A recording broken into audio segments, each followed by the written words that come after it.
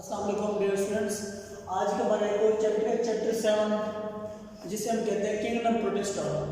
वैसे तो पहले यहाँ से मतलब कि चैप्टर 7 से 4 शार्ट बनते रहे और MCQ भी बनते रहे, यहाँ से पहले लॉन्ग नहीं आता रहा। तो हो सकता है कॉम्बिनेशन के मुताबिक इस दफ़ा यहाँ से लॉन्ग भी बन जाए। तो मैं आप लोगों को ये चैप्टर भी दूसरों की तरह डिटेल से पढ़ाऊँगा, मतलब कि शार्ट के हवाले से आप लोगों को नहीं बताऊँगा। तो आप लोग इसको अच्छी तरह से तैयार कर लेना। बाद में हो सकता है यहाँ से शार्ट वगैरह भी आ सकते हैं या लॉन्ग वगैरह का पैटर्न भी यहाँ से दे सकते हैं। तो आज हमारा जो एक और नया चैप्टर है वो है किंगडम प्रोटेस्टा, जिसमें तमाम के तमाम हमारे पास क्या है प्रोटेस्ट हैं। तो मैं आपको एक बात बता दूँ, किंगडम प्रोटेस्टा के अंदर हमारे पास तीन किस्म के ऑर्गेनिज्म इसमें रहते हैं। एक होते हैं एनिमल लाइक ऑर्गेनिज्म जिन्हें कहते हैं प्रोटोजोएंस, और दूसरे होते हैं मतलब कि प्लांट लाइक हमारे पास ऑर्गेनिज्म जिनको हम अल्गी वगैरह कहते हैं, और दूसरा हमारे पास होता है फंगस लाइक प्रोटेस्ट। मतलब किंगडम प्रोटेस्टा के अंदर 3 किस्म के ऑर्गेनिज्म हमने रखे हुए हैं। कुछ हमारे पास हैं एनिमल लाइक ऑर्गेनिज्म जिनको हम नाम देते हैं प्रोटोजोएंस, और दूसरे हमारे पास हैं प्लांट लाइक ऑर्गेनिज्म जिसमें अल्गी आते हैं। आप लोग फर्दर आगे डिटेल से पढ़ेंगे कि कुछ हमारे पास अल्गी यूनिसेलुलर हैं और कुछ हमारे पास है मल्टीसेलुलर। इनके अलावा एक तीसरा ग्रुप आप लोग यहाँ पे पढ़ेंगे, वो होगा फंगस लाइक प्रोटेस्ट, ठीक है, जिसको आमतौर पे हम ओमाइकोटा भी कहते हैं। तो ये आप लोगों ने इनके बारे में समझना है। सबसे पहली बात एक बताई हुई है, they are primarily aquatic eukaryotic organism. कहते हैं किंगडम प्रोटेस्टा के जो अफराद हैं ये पहले एक्वाटिक यूकैरियोटिक ऑर्गेनिज्म है, मतलब कि हैं तो यूकैरियोटिक और पानी में रहने वाले सबसे पहले हमारे पास ऑर्गेनिज्म है। दूसरी चीज, they have diverse body form. Kingdom Protista के जितने भी ऑर्गेनिज्म रहते हैं सब की शेप दूसरों से ही डिफरेंट नहीं, बल्कि आपस में भी इनकी शक्लें एक दूसरे से क्या है बहुत वेरी करती हैं। दूसरा इनमें टाइप्स ऑफ रिप्रोडक्शन के मेथड भी इन तमाम के क्या मुख्तलिफ है। एक और चीज, मोड ऑफ न्यूट्रिशन भी मुख्तलिफ है। इसलिए हम इस किंगडम को हम इस फाइलम को डिफाइन करते हैं एक टर्म के थ्रू जिसे हम कहते हैं एक्सक्लूजन। एक्सक्लूजन का मतलब ये होता है कि ऐसे हमारे पास अफराद जो दूसरे ऑर्गेनिज्म से ही मतलब कि सिर्फ अलग ना हो, डिफरेंट ना हो, बल्कि अपने ही इस किंगडम प्रोटेस्टा के दूसरे अफराद से भी क्या हो मुख्तलिफ हों, हम इनको डिफाइन करने के लिए एक टर्म यूज करते हैं जिसे हम कहते हैं एक्सक्लूजन। ये आप लोगों को पता होना चाहिए। दूसरी चीज, तमाम के तमाम हमारे पास जो प्रोटेस्ट हैं वो यूकैरियोटिक हैं, और ये कैसे बने हैं, इवॉल्व फ्रॉम द प्रोकैरियोट्स। बच्चे आप लोगों ने एक बात सुनी होगी कि इस जमीन के ऊपर सबसे पहले आए बैक्टीरिया को हम नाम देते हैं प्रोकैरियोट्स। उन बैक्टीरिया के अंदर with the passage of time evolution हुई, उनमें तब्दीलियां आई, तब्दीलियों के थ्रू उनसे बन गया ये किंगडम प्रोटेस्टा के अफराद, ठीक है। और ये जो किंगडम प्रोटेस्टा के अफराद हैं तभी तो हम इनको नाम देते हैं कि they are primarily aquatic eukaryotic organism. फिर इन्हीं किंगडम प्रोटेस्टा के अफराद के अंदर मुख्तलिफ किस्म की और एवोल्यूशनरी प्रोसेस हुए, तब्दीलियां हुई।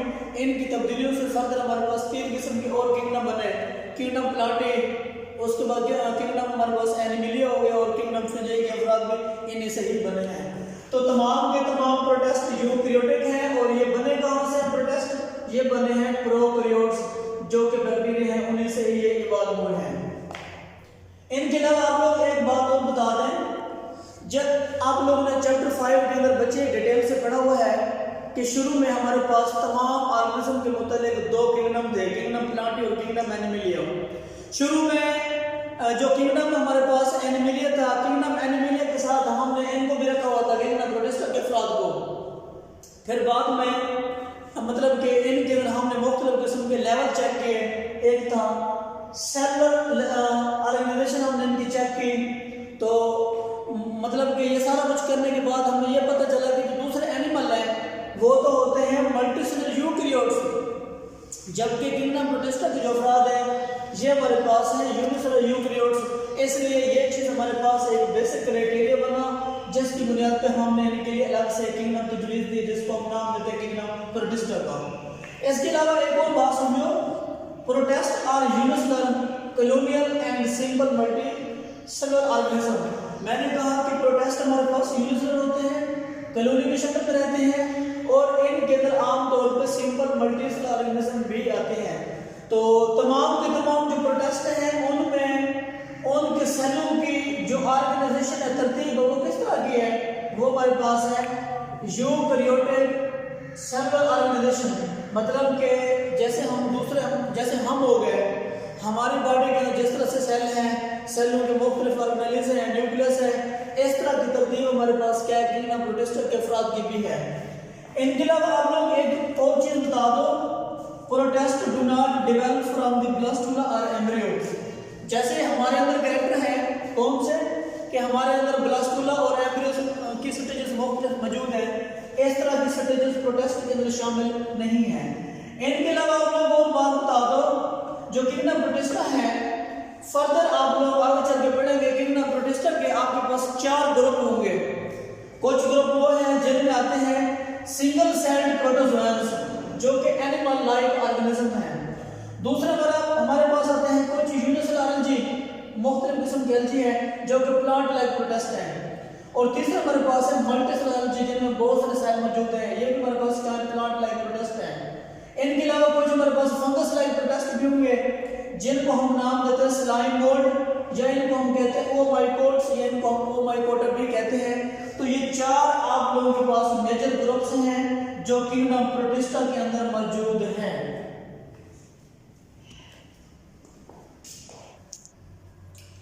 बच्चे एक बात तवज्जो से सुनो। अब नेक्स्ट आप लोगों के पास एक टेबल है, मैं आपको एक बात बताऊं, अगर ये टेबल आप लोगों को सही तरह से समझ आ गई, ऐसे समझ लें आपने इस चैप्टर का एक पोर्शन तैयार कर लिया, बाकी 2 हिस्से और रहते हैं, तो एक हिस्सा आप लोगों को इस टेबल के थ्रू तैयार हो जाएगा। क्या है टेबल में? Major groups of Protista. मैंने आपको अभी एक बात बताई है कि किंगडम जो प्रोटिस्टा है हमने इसको 4 ग्रुप में तकसीम किया है। एक ग्रुप मैंने आपको बताया सिंगल सेल्ड प्रोटोजोआन्स, दूसरा आपको बताया यूनिसेलुलर एल्गी, और तीसरा आपको बताया मल्टीसेलुलर एल्गी, और चौथा आपको बताया फंगस लाइक प्रोटिस्ट जिसको हम स्लाइम मोल्ड और ओमाइकोटा भी कहते हैं। तो मैं आपको चारों में से पहला जो ग्रुप था सिंगल सेल्ड ऑर्गेनिज्म, उन्हीं के बारे में आपको मैं डिटेल से बता रहा हूँ, ठीक है? आप लोगों ने तवज्जो से इसको सुनना है। Major groups of the protist, protist के मेजर हमारे पास ग्रुप्स कौन कौन से हैं?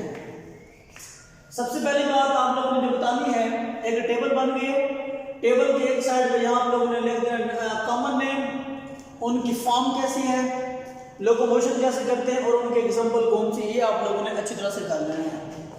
सबसे पहले बात हमारे पास है अमीबा है।